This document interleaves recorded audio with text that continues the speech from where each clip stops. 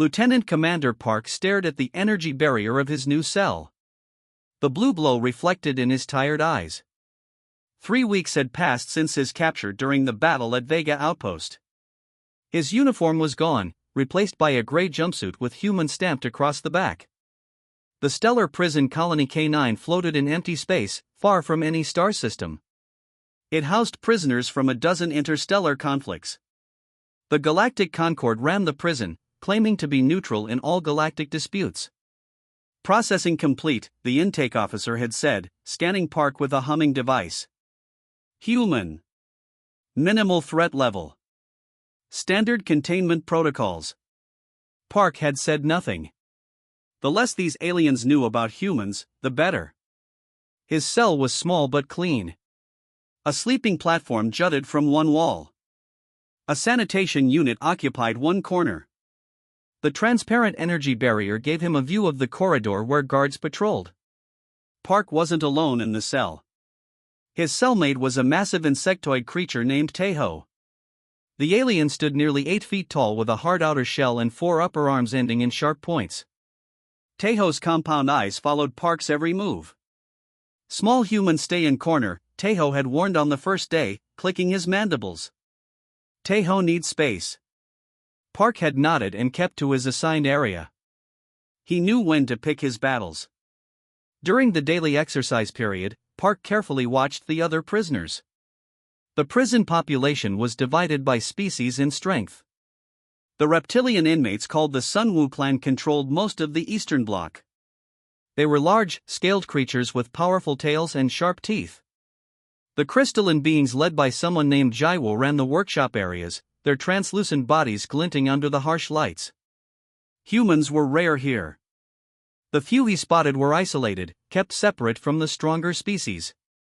The guards, most from a gaseous race wearing environmental suits, didn't seem to care about the prison's internal politics as long as work quotas were met. Each day, prisoners were marched to the mining operation attached to the facility. They extracted valuable minerals from captured asteroids. The work was hard and dangerous. Park's hands quickly developed calluses from the mining tools.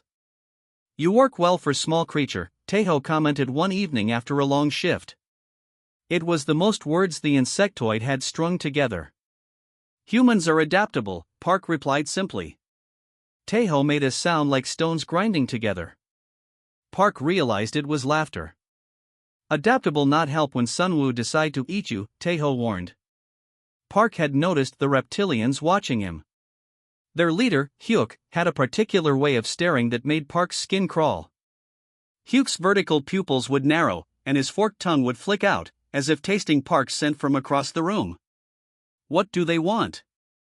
Park asked. "Humans have parts compatible with many species," Tejo explained. "Good trade in black market." Park understood the threat. The reptilians saw him as a walking collection of valuable organs, not as a person. That night, he lay awake on his hard sleeping platform, watching the distant stars through the small window. Somewhere out there, the human fleet continued fighting. Did they know he was alive? Was anyone looking for him? His thoughts were interrupted by a soft beep from the chip embedded in his wrist at processing. The sound was so faint that no one else could hear it. The chip was supposed to be a simple tracking device, but Park knew better. It had other functions, ones the prison authorities hadn't detected. 3 short beeps, 2 long ones. A simple code. His mission was proceeding as planned. He wasn't just a captured officer, he was here for a reason. The next morning, a new prisoner arrived in the block across from Park's cell.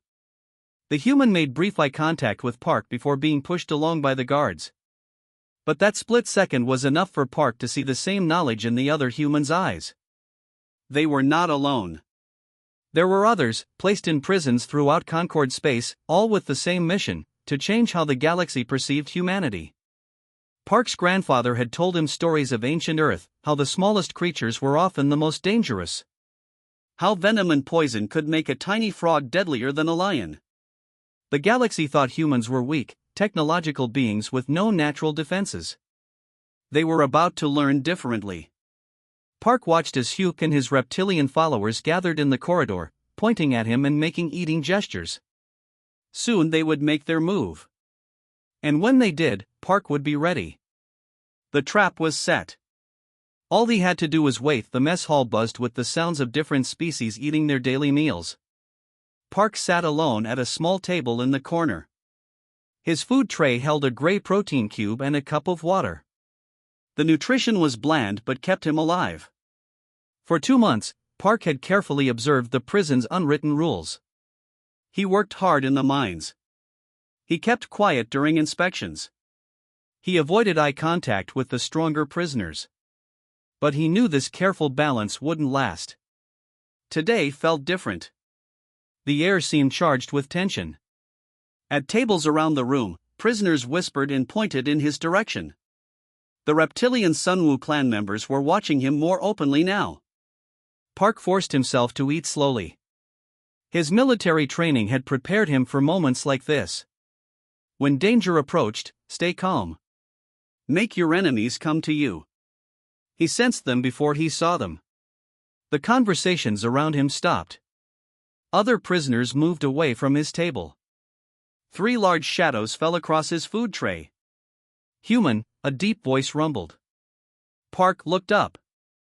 Hyuk, the leader of the Sunwoo clan, towered over him. The reptilian's scaled skin gleamed under the harsh lights. 2 more of his kind stood behind him, their clawed hands flexing. You sit in Sunwoo territory now, Hyuk said. His forked tongue flicked out between sharp teeth. Park glanced around. This had always been the human section of the mess hall. But arguing would only make things worse. I'll move, Park said, starting to stand. Hyuk placed a heavy clawed hand on Park's shoulder, pushing him back down. Too late for that, the reptilian said. Humans have good organs. Compatible with many species. Very valuable. The other prisoners were watching now. The guards at the door made no move to intervene. This was how the prison worked, the strong took what they wanted from the weak. I'm not looking for trouble, Park said quietly. Hyuk laughed, a harsh sound like rocks sliding together. Trouble found you, little human. Perhaps we start with your eyes. Very useful, human eyes. Park had been waiting for this moment. Intelligence had briefed him thoroughly on Saurian biology before his mission. He knew exactly where their vulnerabilities lay. As Hyuk reached for his face with clawed hands, Park allowed himself to be grabbed. The surrounding prisoners grew silent, expecting to see a quick killing. Instead, when Hyuk pulled him close, Park moved with unexpected speed. He twisted in the reptilian's grip and sank his teeth deep into Hyuk's scaled arm. Hyuk roared, more surprised than hurt. He tried to pull away, but Park held on, his teeth breaking through the tough scales. For a moment, nothing happened beyond the struggle. Then Park's saliva entered Hyuk's bloodstream. The reaction was immediate and shocking. Hyuk's scales flared bright orange. His eyes widened. He released Park and staggered backward, crashing into his 2 followers. Poison! Hyuk shrieked, his voice higher now. The human is poisonous. Park stood calmly, wiping his mouth with the back of his hand. Blood, not red like human blood, but a thick purple liquid, stained his lips. The other prisoners backed away. Even Hyuk's followers seemed unsure what to do as their leader collapsed to the floor, his body shaking. Alarm sirens wailed. Guards rushed into the mess hall, pushing through the crowd with shock batons raised. Don't move, one guard shouted at Park. Hands where we can see them. Park slowly raised his hands. He made no attempt to resist as the guards surrounded him. One guard checked on Hyuk, who continued to thrash on the floor. Medical emergency in mess hall B, the guard called into his communicator. Prisoner down. Possible toxic contamination. 2 guards grabbed Park's arms and began leading him away. The other prisoners parted to let them pass, staring at Park with new eyes. No longer did they see a weak human. Now they saw something dangerous. As Park was marched toward isolation, he caught sight of Taeho watching from across the room. The insectoid gave him a slight nod, almost respectful. In the isolation cell, medical staff in protective suits scanned Park and took samples of his saliva. They worked in frightened silence, keeping their distance. Park heard them talking outside his cell later.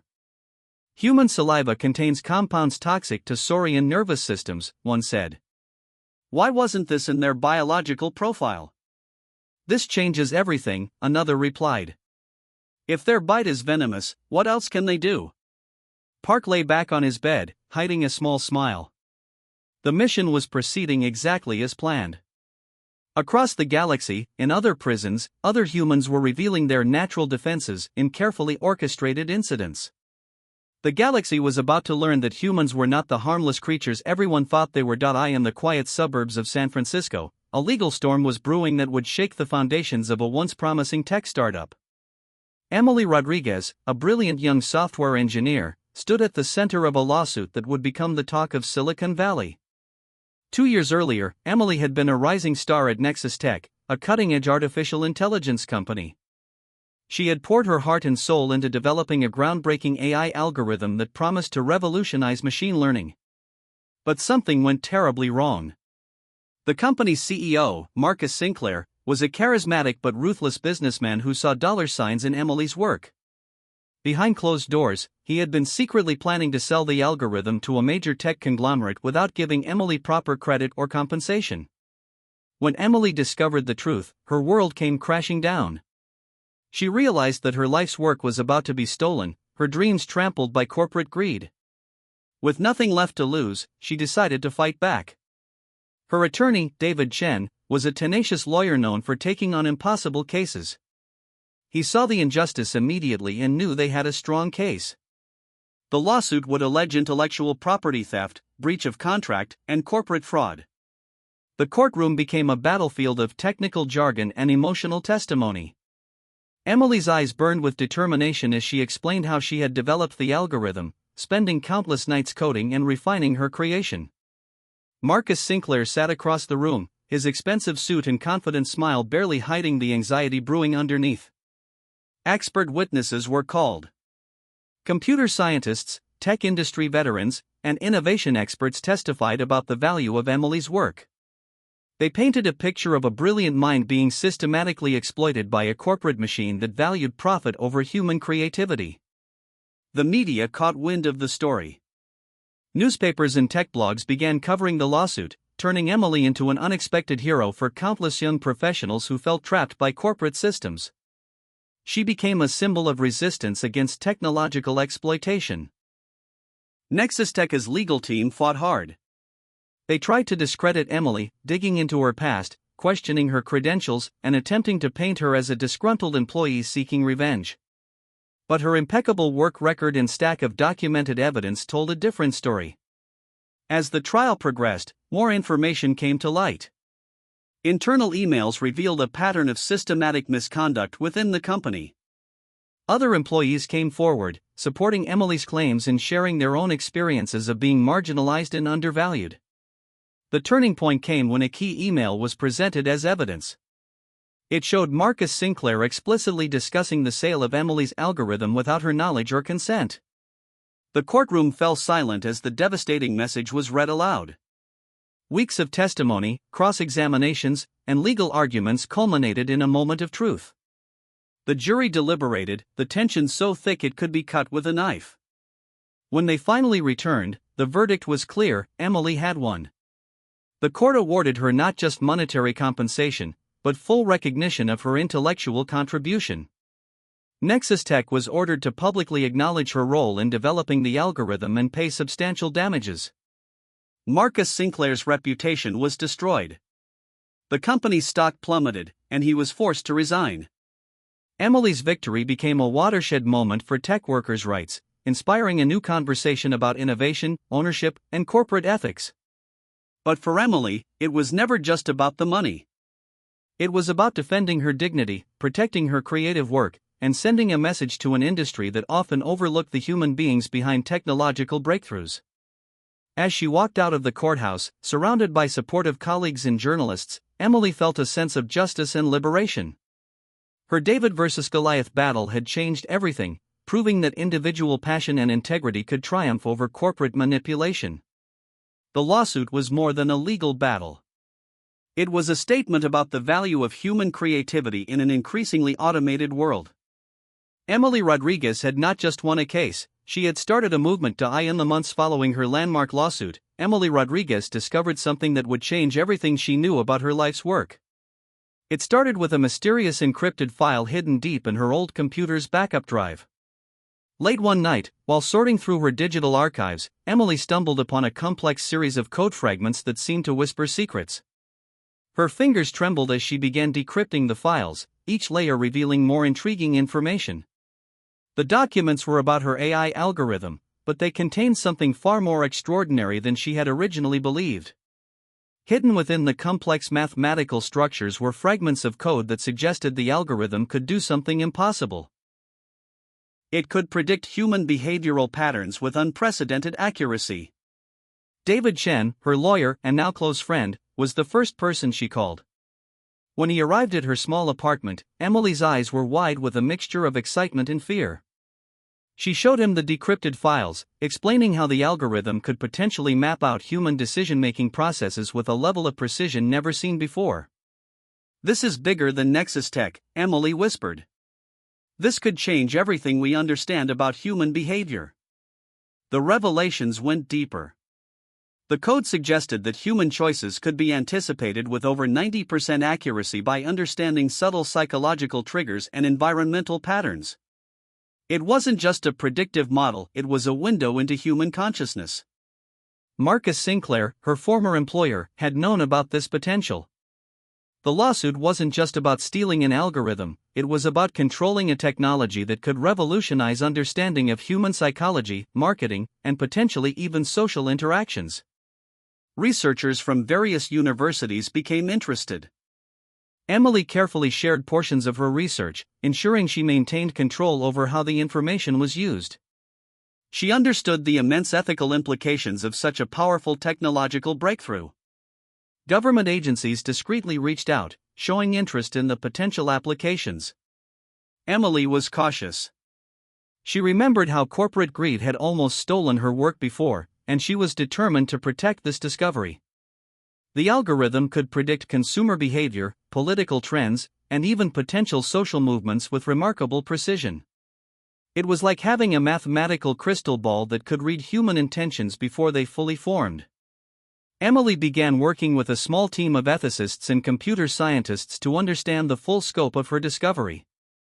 They discussed the potential benefits, helping people make better decisions, understanding mental health patterns, preventing conflicts, but also the dangerous possibilities of manipulation.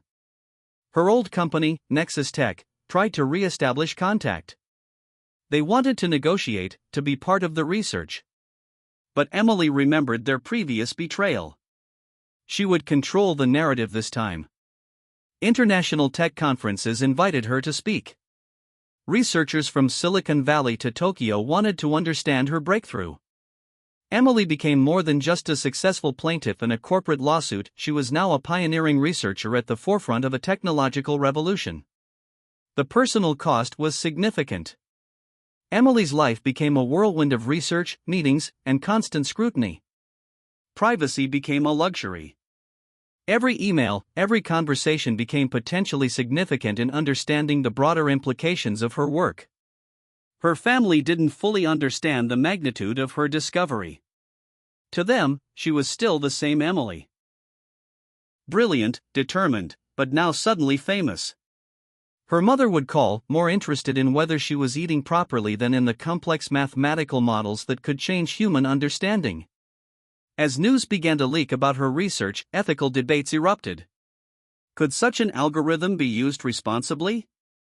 What were the boundaries between prediction and manipulation? Emily found herself not just a technologist, but a reluctant philosopher of human behavior. The revelation was more than a scientific breakthrough. It was a mirror reflecting the deepest, most complex aspects of human nature. Emily had created something that could understand humans better than humans understood themselves. And she was just getting started. The United Nations Technology Ethics Committee meeting was unlike any before. Emily Rodriguez sat quietly, her presence both powerful and unassuming, as global leaders and top researchers debated the fate of her groundbreaking algorithm. Delegates from 37 countries had gathered in Geneva, Switzerland. The stakes were incredibly high. Emily's algorithm could potentially predict human behavior with such accuracy that it threatened traditional concepts of free will and individual choice. The hearing began with technical presentations. Experts explained how the algorithm could detect patterns in human decision-making that were previously invisible. Some saw it as a breakthrough in understanding human psychology. Others saw it as a dangerous tool of potential manipulation. Representatives from technology companies watched nervously. If approved, the algorithm could revolutionize everything from marketing to political campaigns.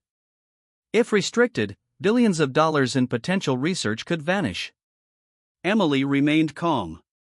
She had prepared for this moment her entire professional life.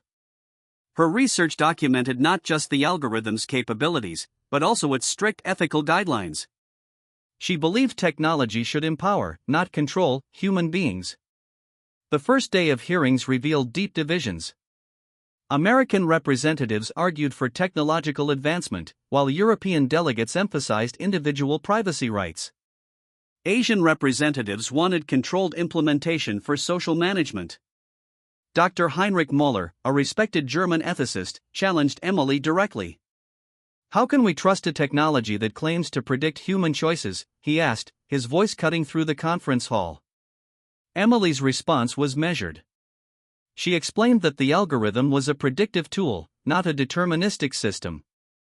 It suggested probabilities, not absolute outcomes. Human free will remained the fundamental decision maker. Behind the scenes, political maneuvering was intense. Some governments saw the algorithm as a potential tool for preventing conflicts. Others feared it could become a weapon of social control. Marcus Sinclair, her former employer, attempted to insert himself into the proceedings. His testimony suggested he wanted to claim partial credit for the algorithm's development. But Emily's previous lawsuit had thoroughly discredited him. The second day of hearings focused on potential applications. Medical researchers were excited about predicting mental health trends. Social scientists saw opportunities for understanding complex human behaviors. Global human rights organizations raised critical questions. Could such an algorithm be used to identify and potentially suppress individual freedoms? The potential for misuse was significant. Emily's team had anticipated these concerns. They had built multiple safeguards into the algorithm's core structure. No single entity could access complete predictive data. Multiple ethical oversight committees would monitor its use. The final day of hearings was tense. Votes would determine the algorithm's global status. Would it be classified as a restricted research tool or allowed for broader implementation? Delegates from developing countries were particularly interested. The algorithm could help predict and mitigate social challenges like poverty, disease spread, and economic instability. When the voting began, the room fell silent. Each representative carefully considered the massive implications of their decision. Emily watched, her heart racing but her exterior calm. The votes were tallied electronically. After hours of deliberation, a complex compromise emerged. The algorithm would be allowed for specific research purposes, with strict international monitoring. Emily had achieved something remarkable. Her technology would be used to help humanity, not control it. The judgment wasn't a complete victory, but it was a balanced approach that respected both technological potential and human dignity. As she left the conference hall, global media surrounded her. She had become more than a technologist, she was now a symbol of responsible innovation. The journey from a corporate lawsuit to international recognition had been long and challenging. But Emily Rodriguez had proven that one person's vision could indeed change the world. Her algorithm represented hope, a bridge between technological potential and human complexity. And this was just the beginning of a new technological era.